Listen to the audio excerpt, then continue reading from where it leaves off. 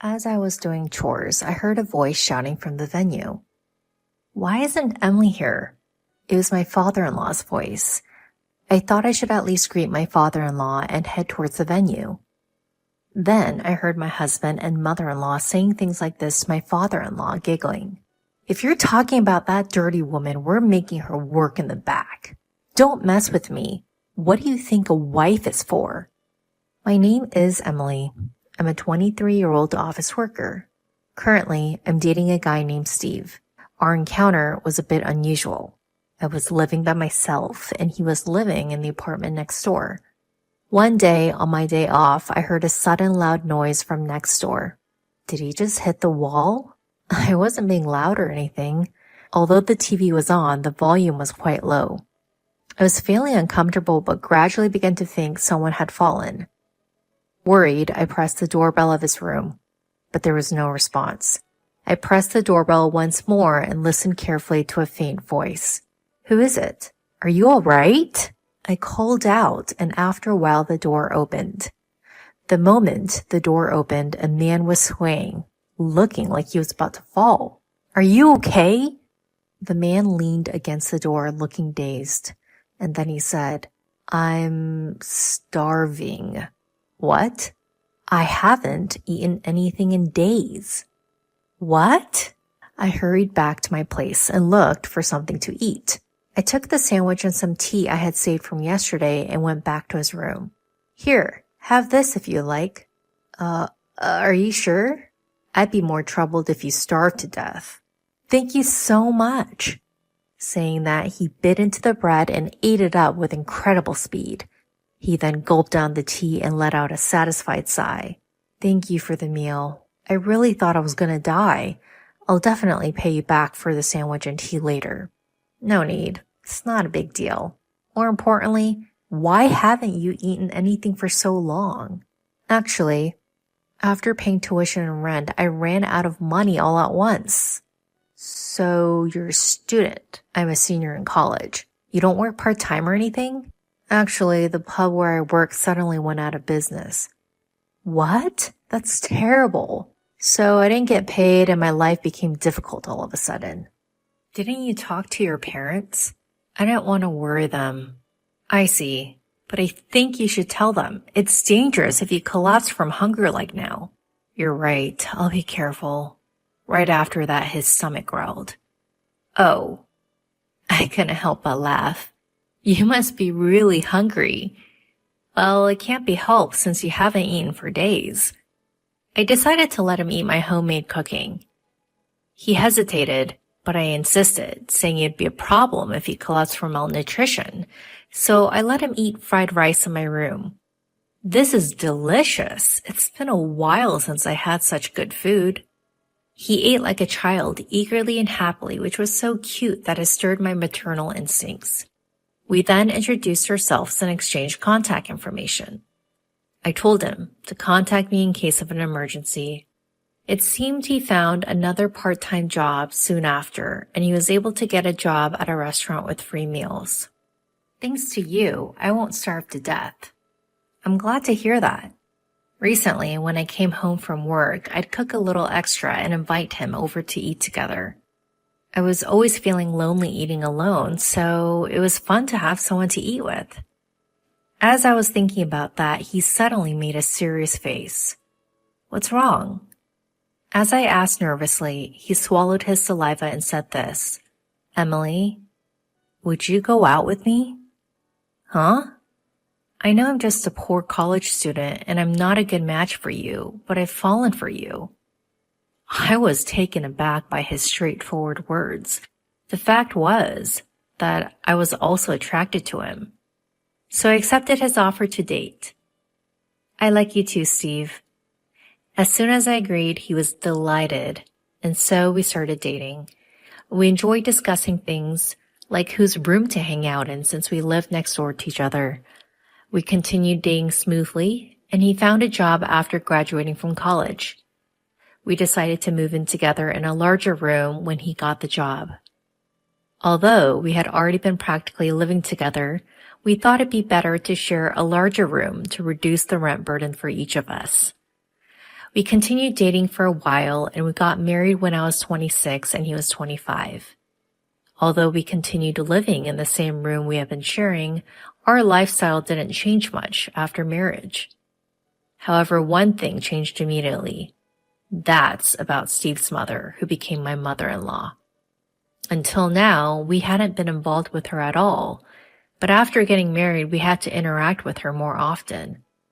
Even though she had never visited our home while we were living together, she started coming over quite frequently after we got married.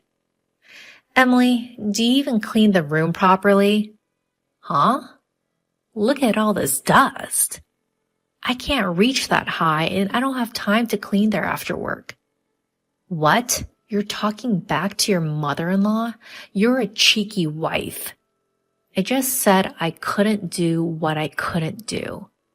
You're just full of excuses. I can't believe Steve married someone like you.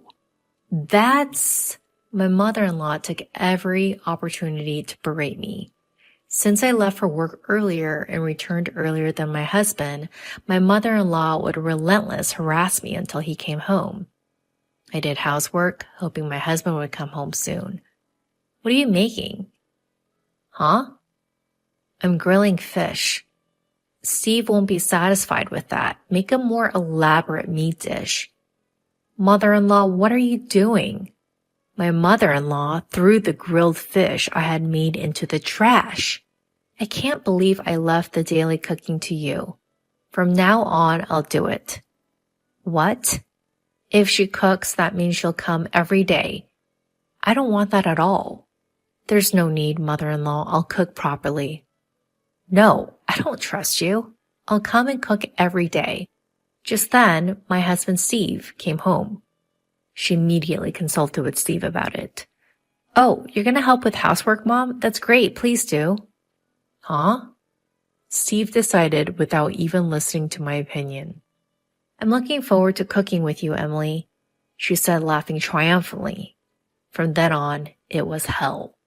She got the key from Steve and started getting into the house, waiting for me to come home from work. You're late. Don't just leave everything to me because I'm cooking. Start cleaning now. She forced me to do housework even when I was exhausted from work. She insisted on it even though it wasn't that dirty. She constantly watched me, and if I took a rest, she would scold me relentlessly. So I had no choice but to clean and become even more tired. She really did come every day to cook, and she even ate dinner with us. She badmouthed me in front of Steve, saying I was useless. Don't make trouble for Mom. He blamed me instead of reprimanding his mother. My mother-in-law could come to our house every day because her husband was working abroad. She lived by herself, so she could come to our place frequently. She started pressuring me about having a grandchild. There's nothing better than having a child. Hurry up and have one or two. Even if you say that, it's not something we can just make happen. We have to wait for it. Really? Young people these days always have excuses. I had Steve right after I got married. Huh? It's because you're working, that's why. What? I was a housewife, so I could have children right away. What kind of logic is that? If you properly support your husband's life, you'll have more time for making children. You're too tired from work to do it. What a thing to say. That's so cruel. I don't think that has anything to do with it. Shut up. If you don't get pregnant soon, we'll find another wife. Eh?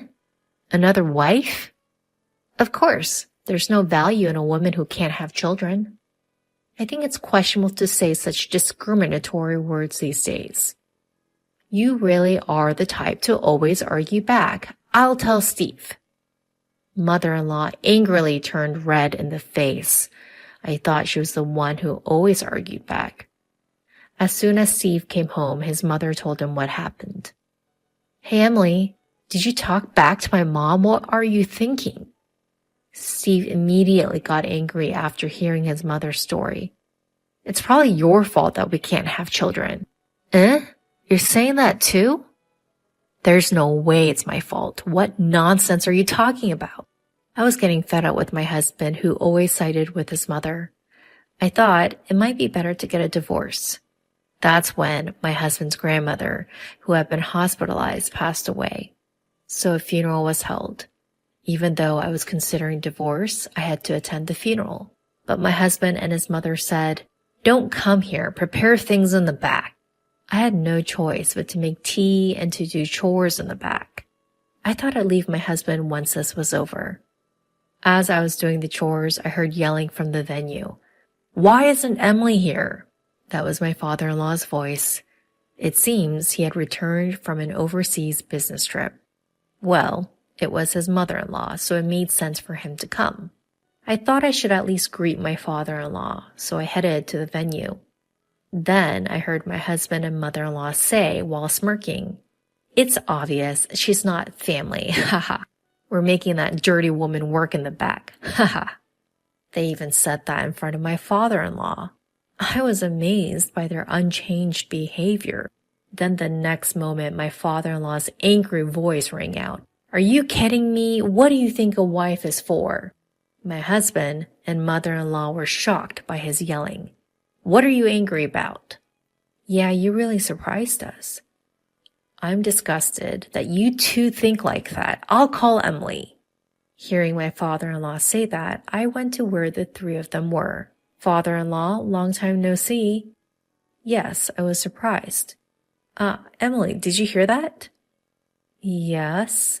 As I entered, my mother-in-law and husband glared at me with disgusted faces.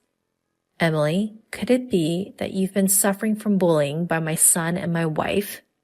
When my father-in-law asked me that, I replied, "Yes." She came to the house almost every day to complain about me, and Steve joined in to blame me. When I said that, my father-in-law glared at his wife and his son. "You guys are the worst. Have some shame." My husband argued back when scolded by his father. "What? Did we do something so bad?" It's really the worst that they don't realize their own faults. My mother, in other words your grandmother, was always troubled by being bullied by her mother-in-law. That's why I wanted to be kind to my son's wife when I became a father-in-law, and I never bullied her once. You don't have any bad memories from my mother, do you? Well, that's true. Even so, you yourself are bullying Emily and making her suffer. What kind of nerve do you have? Because this woman won't give us a grandchild. Having a child is a blessing. Just because you happen to give birth early doesn't mean you should force that on your daughter-in-law. You guys are really hopeless. My father-in-law said this and asked me this. "Emily, what do you think? Do you want to continue your marriage with my son?" Hey, Dad, what are you saying?" My husband was flustered, but I ignored him and looked at my father-in-law and said this. "I want to divorce him." Hey, Emily, are you serious? Your mother told me that if I can't have a child, I have to find another wife. Wait a minute, Emily, what are you saying?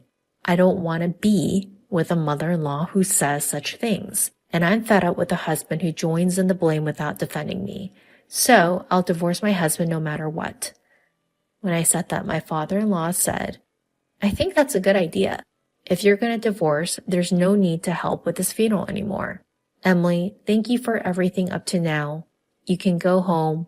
You have to pack your things." "Yes, thank you.